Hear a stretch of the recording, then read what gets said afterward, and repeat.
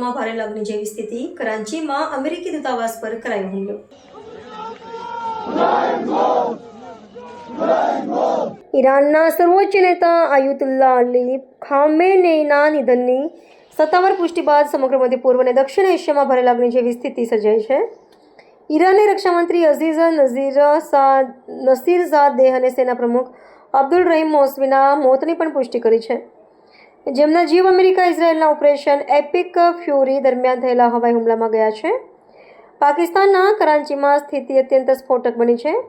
ઈરાનના નેતાઓના મોતથી રોષે ભરાયેલા પ્રદર્શનકારીઓના ટોળાઓએ માય કોલાચી રોડ પર આવેલા અમેરિકી દૂતાવાસ પર હુમલો કર્યો છે। સુરક્ષાના કવચને તોડીને દેખાવકારોએ દૂતાવાસની મિલકતને નુકસાન પહોંચાડ્યું અને તોડફોડ કરી હતી। આ હિંસક ઘર્ષણમાં અત્યાર સુધીમાં ઓછામાં ઓછા 9 લોકોના મોત થયા હોવાના અહેવાલ છે અને અનેક લોકો ઘાયલ થયા છે। સિંધ સરકાર દ્વારા કરાંચીના સંવેદનશીલ વિસ્તારોમાં અર્ધલશ્કરી દળો તૈનાત કરવામાં આવ્યા છે। આ ઘટનાક્રમની ગંભીર અસર ભારતમાં પણ જોવા મળી રહી છે। જમ્મુ કાશ્મીરમાં શ્રીનગર, વડગામ અને કારગિલ જેવા શિયાબહુલ વિસ્તારોમાં હજારોની સંખ્યામાં લોકો રસ્તા ઉપર ઉતરી આવ્યા છે। પ્રદર્શનકારીઓએ કાળા વાવટા અને આયતુલ્લા ખામેનેઈની તસવીરો સાથે અમેરિકા અને ઇઝરાયલ વિરોધી સૂત્રોચ્ચાર કર્યા હતા।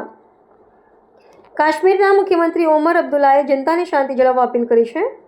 ઉત્તરાખંડ અને અન્ય રાજ્યોમાં પણ આ હુમલાના વિરોધમાં રેલીઓ નીકળી હોવાના અહેવાલ છે, જેને પગલે સ્થાનિક પોલીસ પ્રશાસન સતર્ક બન્યું છે।